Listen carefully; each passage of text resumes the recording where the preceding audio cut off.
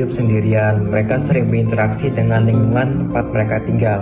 Hubungan ini mempengaruhi cara mereka tinggal, cara mereka bertahan hidup, dan juga cara mereka berkembang biak. Ilmu yang mempelajari terkait lingkungan dan juga hewan disebut dengan ekologi hewan.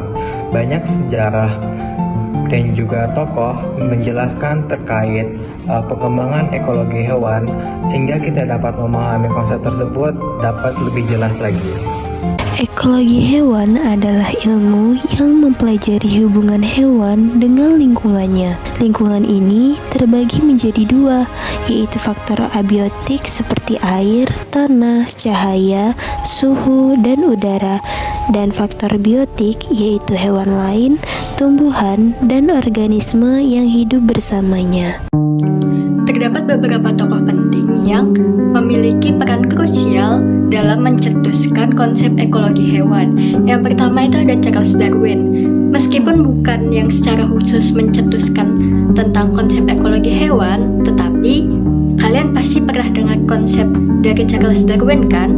Yaitu teori evolusi yang terkenal, yang berasal dari buku On the Origin of Species yang terbit pada tahun 1859, yang menyatakan bahwa makhluk hidup berevolusi melalui mekanisme seleksi alam, di mana individu dengan sifat yang lebih adaptif terhadap lingkungan memiliki peluang lebih besar untuk bertahan hidup dan bereproduksi.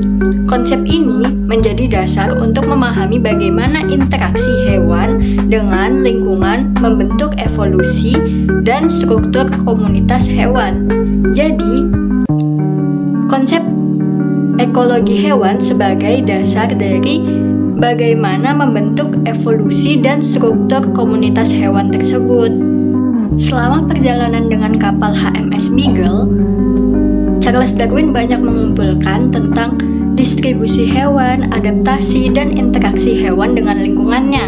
Contohnya, pengamatan terhadap burung finch di Kepulauan Galapagos menunjukkan bagaimana bentuk paruh mereka beradaptasi dengan jenis makanan yang tersedia, yang menjadi bukti awal tentang hubungan antara organisme dengan lingkungannya. Bukti awal ini berupa hubungan hewan dengan lingkungan biotik, di mana burung finch menjadi konsumen primer yang memakan produsen di lingkungan. Ide-ide Darwin tentang tempat dalam alam dapat dianggap sebagai cikal bakal konsep relung ekologi modern. Selain itu, ia juga menyadari pentingnya faktor lingkungan abiotik dan biotik dalam mengendalikan populasi hewan, serta bagaimana gangguan dapat memengaruhi keragaman spesies tersebut. Selanjutnya, Carl Moebius adalah tokoh penting dalam ekologi hewan yang memperkenalkan konsep biokoenosis pada akhir abad ke-19. Biokoenosis artinya komunitas hewan dan organisme lain yang hidup bersama dalam satu habitat dan saling berinteraksi. Dari penelitiannya, Moebius menunjukkan bahwa hidupnya hewan tidak hanya dipengaruhi oleh lingkungan fisik, tetapi juga oleh hubungan hewan dengan organisme lain di sekitarnya. Dia menekankan bahwa setiap spesies punya peran penting untuk menjaga keseimbangan komunitas. Selanjutnya adalah Ernest Haeckel. Ernest Haeckel ini adalah tokoh penting ekologi, di mana ialah yang pertama kali memperkenalkan istilah ekologi. Ia menjelaskan bahwa ekologi ini adalah ilmu yang mempelajari hubungan organisme termasuk hewan dengan lingkungannya, baik faktor abiotik seperti cahaya, air, suhu, dan tanah maupun faktor biotik berupa hewan dan tumbuhan lain. Haeckel menekankan bahwa hewan tidak bisa dipisahkan dari lingkungannya, karena lingkungan dapat mempengaruhi perilaku, tempat hidup, dan juga kelangsungan hidup mereka. Victor Arnold Sheffield lahir pada 1877 di New York. Sheffield tumbuh di lingkungan pedesaan yang memicu ketertarikannya pada alam. Beliau meraih gelar doktornya pada penelitian mengenai kembang tanah atau tiger beetles, dan bagaimana distribusi mereka berhubungan erat dengan perubahan lingkungan di Bukit Pasir, Danau Michigan.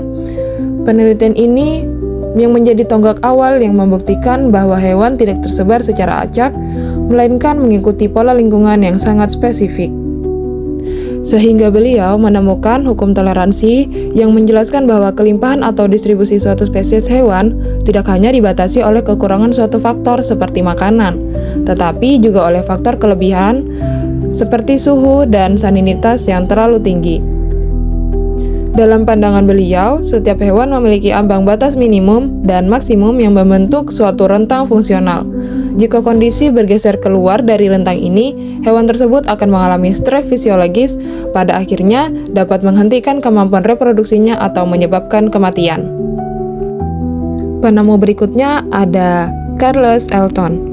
Beliau adalah ahli zoologi yang menyusun sejumlah konsep terminologi ahli alam yang meliputi relung ekologi, rantai makanan, dan piramida jumlah. Elton menyadari bahwa hubungan makan dimakan bukanlah sekedar peristiwa kebetulan, melainkan sebuah sistem distribusi energi yang kompleks.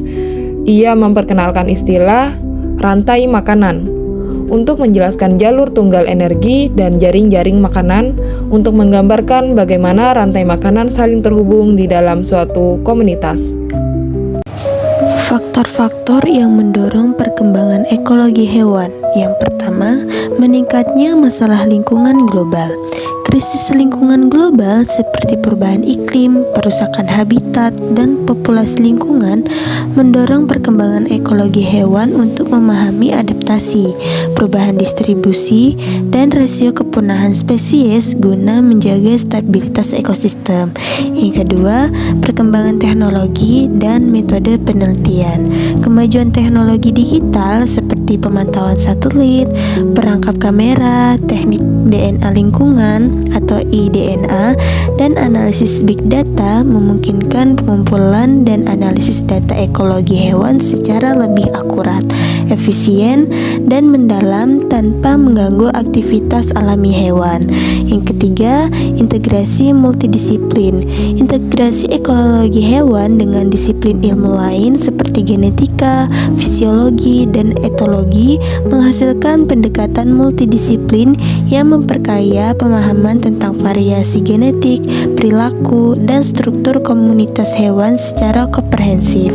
Yang keempat, kebutuhan akan konservasi dan pengelolaan sumber daya alam. Ancaman terhadap keanekaragaman hayati mendorong ekologi hewan untuk berkembang secara terapan sebagai dasar konservasi hewan, pengelolaan sumber daya alam, dan perumusan kebijakan pengembangan berkelanjutan.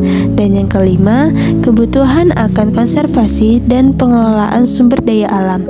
Perkembangan organisasi ilmiah dan publikasi ilmiah mempercepat pertukaran pengetahuan, standarisasi metode, dan penyempurnaan konsep ekologi hewan secara keberlanjutan di tingkat global.